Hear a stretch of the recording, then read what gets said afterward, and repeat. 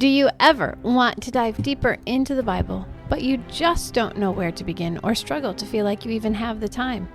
When you read the Bible, do you get frustrated because you know there is so much more in there, you just have no clue how to get it out? Or maybe you want to know the Bible better and you're looking for any resource to help.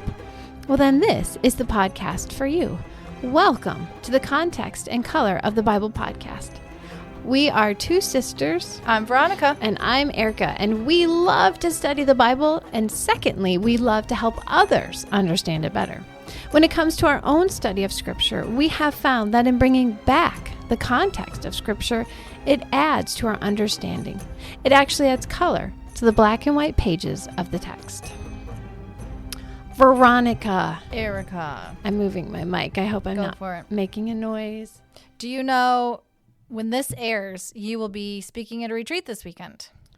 Will I be? Yes. The first one? Going out, I think April, looks like 29. Oh, yeah. It's closer to you. But So you will be speaking, you'll have already done one retreat. No. This will be this will be my first retreat. And then the next week will be the second retreat. Okay. Yep. There we go. Yeah. Yes, you're right. I'm sorry. I misunderstood. Yeah, no. But just to say again, check our website. Erica is speaking at 2 retreats, one in April, one in May in Michigan. And if you would love more information, go to www.thecontextandcolorofthebible.com and then under About Us, click on that in the menu, and then scroll down the page, and then it'll see Erica speaking. I can't remember exactly what I wrote. Right. Yeah, thanks. It's all the information for everyone. For right there. Yes. So, but Veronica, Erica, we are studying Leviticus. I know. Right now. And we're in the middle? Yeah. Are we in the middle? Now, actually, it's funny because this week on Instagram, I saw one person post, she linked to another source, and he said chapter 16, Leviticus 16, is actually the middle of the Torah. Oh, because of the Day of Atonement. Yes. Yeah. And interesting, like he counted words and letters and all that. That sounds Jewish. I know. Other people, though, would say chapter 19. Mary Douglas would take the stance that chapter 19 is the middle of Leviticus. So, well, he's saying the Torah. The first one was Torah. So that was Genesis through Deuteronomy. Yeah, that's true. Which would make sense in the scheme of the entire Torah. That first group of the Tanakh. Right. Whereas chapter 19 is the middle of the book. But it's not, because it's 27 chapters. Is it the median? I don't know. I've had to do it with my kids. What's that middle when you don't have the median? The median. I was right. Mode is most. Okay. Median is middle. Thank you, teacher. Yes. Well, you stick some of these things in your head forever.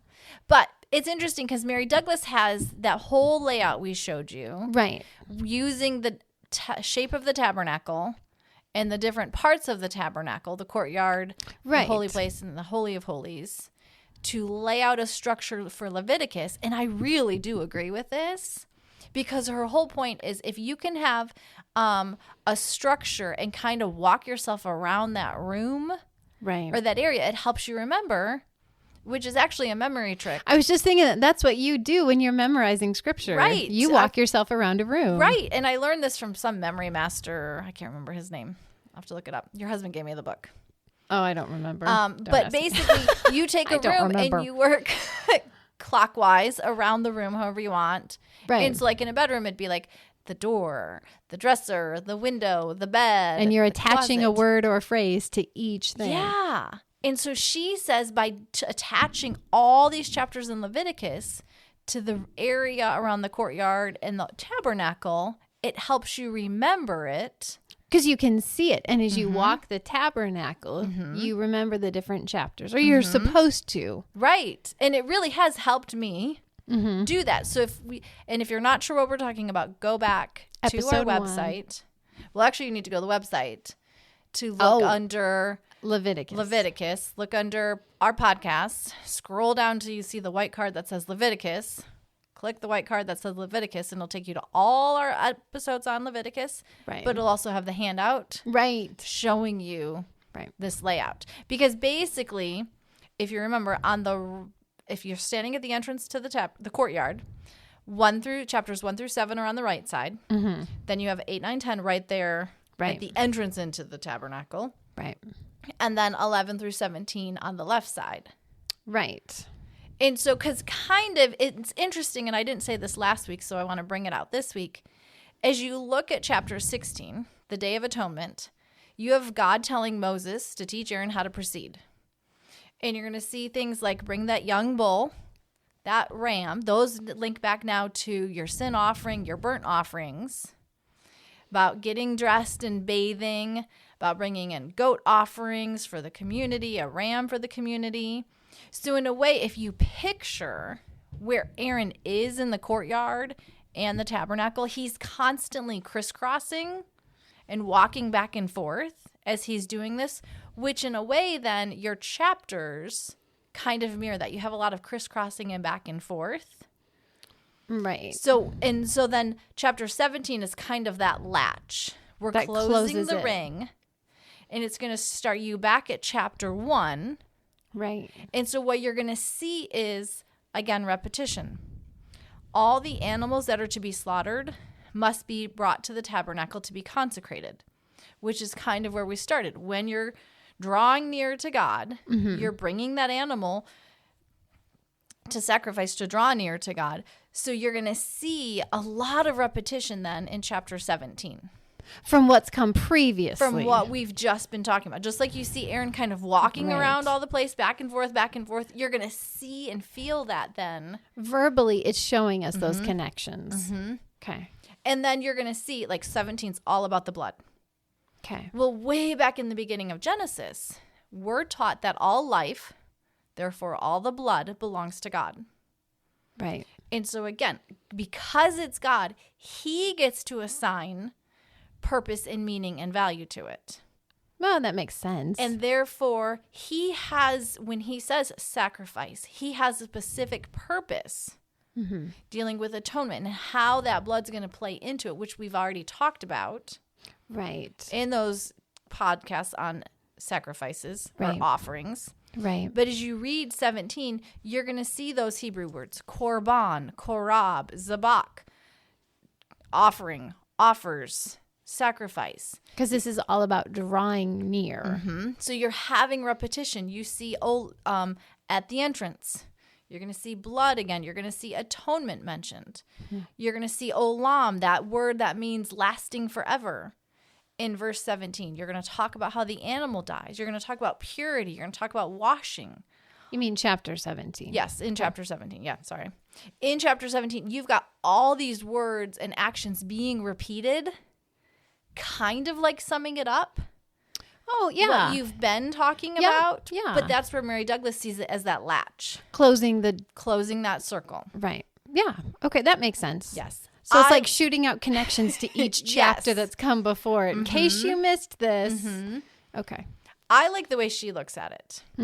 Other commentators see very much a difference here at chapter 17 through the rest of the book. They see chapters 1 through 16 as one collection. Okay. And 17 through 27 as a different. Okay. And so what they see when they look at it, they tend to call 17 through 27 the holiness code. You see a dominant theme of holiness, and it's kind of changed in its feel. You're going to see holiness as a collective responsibility. So now we're moving from the priests or the individual to now the community? Yes. You're going to see it's addressed to all of Israel. Okay. Not just Moses or Aaron. Okay. Or the priesthood. It's all the people. Speak to the people. Right. You're going to see, again, that word slaughter coming up. Right. And when that you see that word slaughter, it can have two meanings. Okay. It can mean a general word for food. Oh. Or it can specifically apply to sacrifice. Okay. When we're reading in the Leviticus, we're applying it to sacrifice. That's always what we're talking about. That, okay. According to my commentaries, that's what we're always talking about is sacrifice. And again, we're going to talk about how blood is important regardless if it's used for a sacrifice or not. So, like, even if you found a dead animal in the woods, you couldn't go drink its blood, which I don't know why you would want to, but... If you do, you got issues. Ugh. But that even helps us then with Acts 15. Right. The blood is so important. God has set some very practical, strong boundaries around it. Even you Gentiles aren't supposed to do this. And one of the big things that we see is the land can be polluted by the people. Yes. Which is fascinating as you start to read. And hopefully what I'm finding out is Leviticus is such a foundational book in teaching to every other book in the Bible. You really do see God started some things in Genesis. We talked about those foundations. Right. God laid some of those foundations in Genesis because then when he comes to him in Leviticus, it's like, okay, you didn't know what I was doing back then. But I set it up. And then when you get to the prophets, you go, oh, they do talk about the land being polluted and how the land is going to be corrupt. And it vomits you out of its mouth. So pay attention because this is where this is coming from. Okay. Ritual impurity is now going to kind of turn into more of a moral impurity as we talk about different issues. So we're no longer focused on the ritual. Right. Now we're talking about more your actions. Day-to-day life. Probably. Okay. Because the sacred is expanding now to the land. It's not just the sanctuary. And the sacred is expanding to all of Israel, not just the priesthood. Because they were meant to be a kingdom of priests. Right. And it just makes me think of Exodus, where God says to Moses, take off your sandals. The place where you're standing is holy. God has the right to declare something, even land, as holy, belonging, separate, set apart for him. And he has declared, I'm taking it, the land of Israel, to be holy, set apart for him. Which is interesting then, because he doesn't just say, okay, Israel, you have to do this. Because you'll see in Numbers and Exodus, there shall be one law for you and the resident alien. So there was civil equality between the Israelite and the stranger coming in the land. Right. Civil equality. So they were equal in terms of the law and being neighbors with each other. Right. But when it comes to religious, there is a difference. There's distinction. There is distinction there. We have so lost this, and I'm totally like freaking you out because you're like, where is she going with this? But we forget there is difference and there's equality, but distinction. Yep. Men and women. We are equal, but we are different. There's distinction. People groups, we're equal, but there's just differences, and those aren't bad. Right. That's the way God created the world to work. Right. It's normal life. We are equal in the eyes of God, human beings, but there are differences. Right. And so one of the ways you see that is aliens have prohibited laws, but not performative laws. So they have things they're not allowed to do. Right, because they can, by not observing, let me word it this way. The alien still has to keep impurity away. They still have certain things that if you do this, you bring impurity. Because they're living in the land. Yes. And they could come in contact with people who are going to the tabernacle. So they have things they're not allowed to do to protect everybody. Right. Because everything can be polluted and contaminated. But they're not being forced. But they're not being forced to go and do worship God, and here's what you're going to do. I mean, it amazes me, the practical side of God. Right. And his protection and his provision. Like, I'm going to acknowledge there are people living among you who aren't Jewish, and they may not be interested. That's okay. But they're still not allowed to do these things. That can cause me to discipline all of the nation. Right. Right. So this is where, again, it's on every person in Israel to understand and know. This was not just, okay, the priest needs to know. And we kind of talked about that with sacrifices. It's on everyone. You need to know what's required of you, but also of the priesthood. Right. You need to know what's required of you, but also the alien. Because everybody, and we'll talk about this again at the end, but everybody has a call to holiness. Right. And again, holiness being set apart. Right. Unique. Different from the world around them. Right. So as we look at that, we finished off the ring of 1 through 17 in the courtyard. Now we're going to move inside to the holy place. I just want to go back to that. So it wasn't just the religious leaders that were supposed to know what God expected. Right. It was the layman and women in the street who were expected to be studying this book and know what God expected of them. And I just think we have forgotten that a little bit at times. Like, oh, my pastor will teach. Or as parents, it's easy to go, well, the youth pastor will teach my kids. No, it's on us to know for ourselves and pass it on to our children. Well, that gets back into our Shema episode on Deuteronomy. Teach them and press it on your children when you walk along the road, when you lie down, when you get up. I mean, so, and they start with Leviticus. Which now I'm beginning to understand why. Right, because it really is foundational. Right, there's so much here that sets up the rest of the book. So, as we go now, we move into the actual tabernacle. Okay. The holy. If we do Mary Douglas's thoughts. Because now we're in chapter 18. We're chapter 18, 19, and 20 are right there at like the first entrance into the holy place. Right. And so, which she says is important because if you look at 18 and 20, they're very similar. And so they're like repeating each other like a song chorus, chanting the same anathemas against the evil things that are done in the religions of Egypt and Canaan. God's contrasting his ordinances, his worship, with that of Egypt and Canaan. And so you go, okay, if we're talking about worshiping God, that's actually the priests are working inside the holy place. Which is why she puts these chapters inside the holy place. With 19 then, by having 18 and 20 repetitive, that really highlights chapter 19.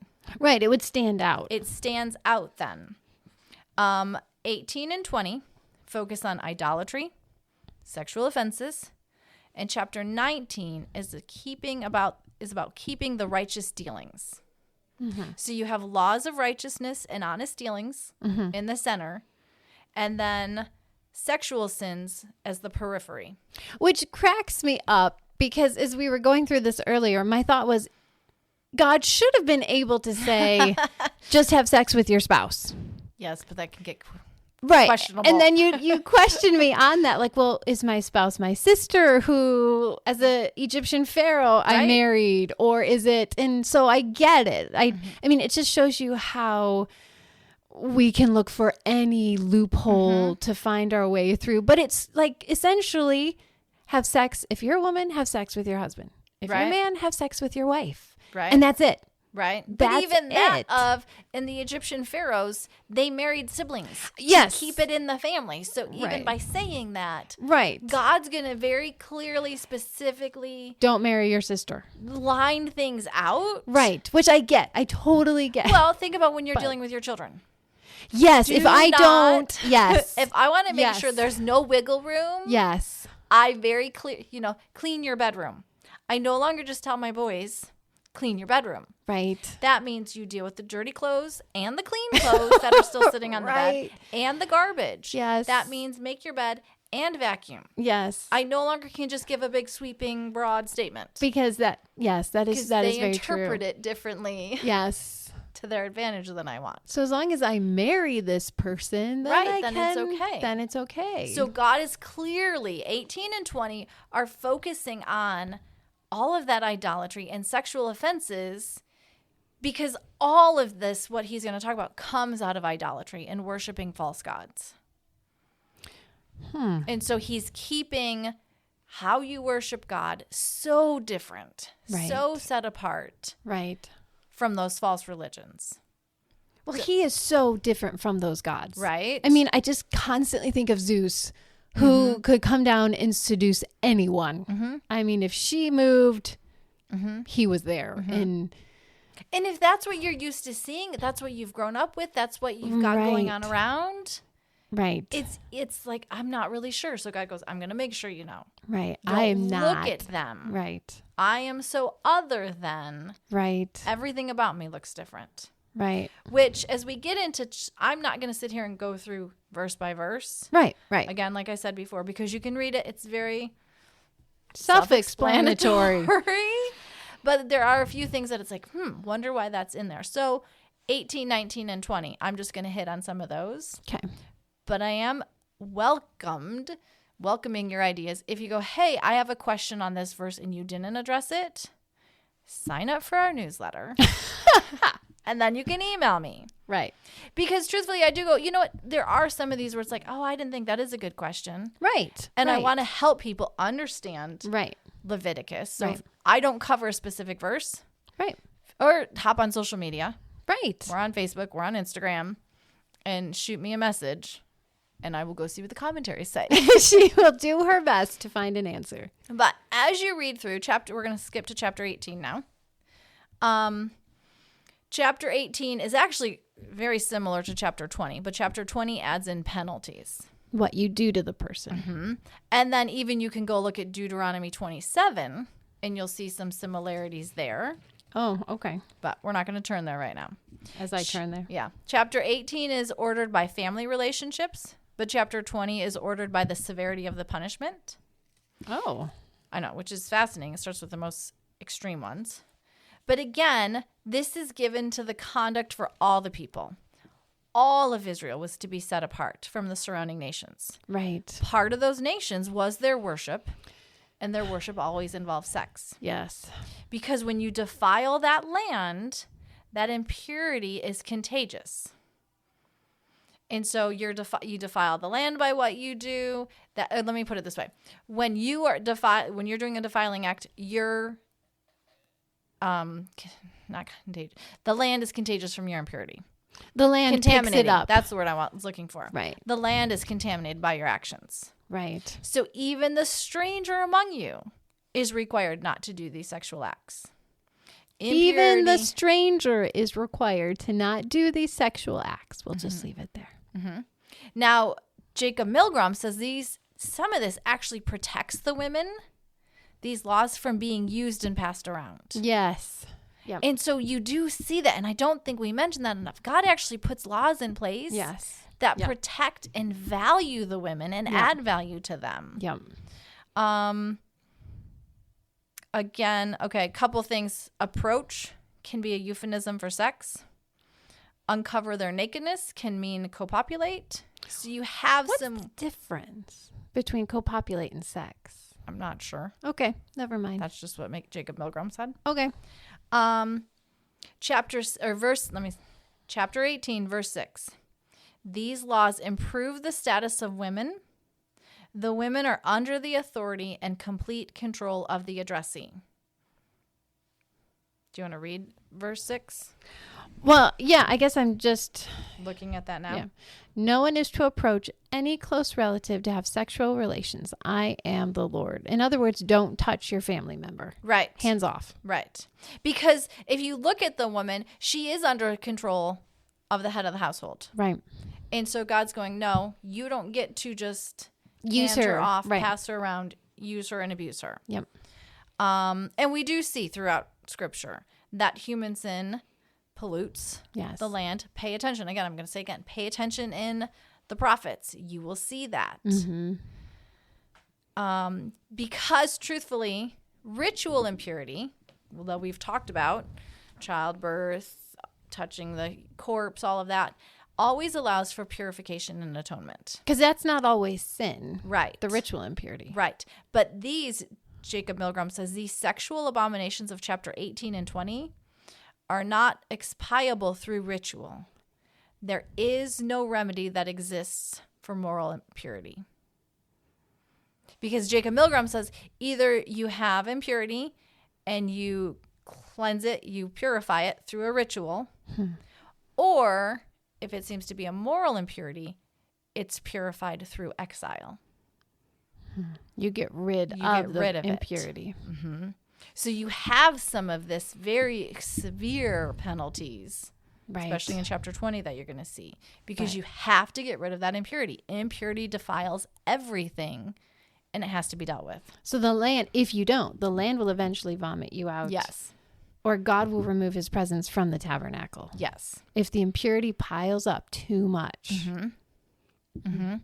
And then we have, I'm going to get a couple more things and then we're going to end for today. Okay. And carry on this conversation next week. Okay. Let me scroll back up in my notes. Menstrual blood. This one was kind of fascinating. I did look into this one. It was associated with the pacts with demons. just don't even know what to say about that. I know. But that's why that's mentioned in chapter 18, and we're going to get into this more in chapter 20 next week. Molech worship, mediums and seers, it's all kind of together in your idolatry, and we'll see that in chapter 20. Because again, you have 18 and 20 compared to chapter 19, because you're going to contrast the pure and noble character of the holy God with the customs and strange customs of false gods. And God is very, very different. Mm-hmm. So as you're reading 18 and 20, keep this in mind. This is part of false religions. And God's saying, keep it out. Don't be like everyone else. Mm-hmm. Be holy, be different. Mm-hmm. Don't do these things that make you look like everybody else. Mm-hmm. So we're going to end that there. Not exactly a cheerful, but what I want, because I want to come back to next week. There's some big takeaways, especially as we look at 19. But the idea is worshiping God. He's not like the other gods. Israel's learning. Go out. Here's what you're not doing. Don't copy. Don't imitate. Don't have anything that looks like them. And then 19 is going to show you, here's how you are going to act. Right. So. Sounds good. I mean, hopefully, to me, this is actually really exciting. We recorded, today's Thursday in reality, Tuesday night. I came over to Erica's and we recorded a podcast for the fall. Right. With her husband. Mm-hmm. And we all know he loves those minor prophets. Right. And as he's talking, he's like, oh, wait. Yeah, you kept butting in with Leviticus. It was fascinating. And I really do see everywhere I turn now, it's like, oh, if you understand Leviticus, that helps give more color to those other verses then. Right. I know what's going on. I know why they should know better. Right. This is exactly what God told them would happen. And so Laura and I were talking, and she kind of said, or maybe it was you. I don't know. Between Eric and Laura, I'm constantly talking Leviticus. But one of them said the colors were kind of muted and blurry, and it's coming more clear and distinct as we're studying Leviticus. So I think Leviticus, it was Laura. It must have been, because it made me think of your bookshop example. Oh, with the storekeeper. Because hopefully as you're understanding Leviticus, it's like, yeah, it seems dry. It seems very black and white. But it's helping bring things clear into view. In those other books. Right. So that's why I said Leviticus is like that border, that black, when we were drawing pictures as little kids, that black edge you'd put on all your drawings and outlines. That to me is what Leviticus is doing. It's sharpening those pictures. Well, if you were artistic, you put those. You didn't do that? No. Okay. But next week we will come back and we'll finish 19 and 20. Right. And we'll see what God has to say with that. Sounds good. Well, All right. Thanks for listening. Talk to you later. Bye-bye.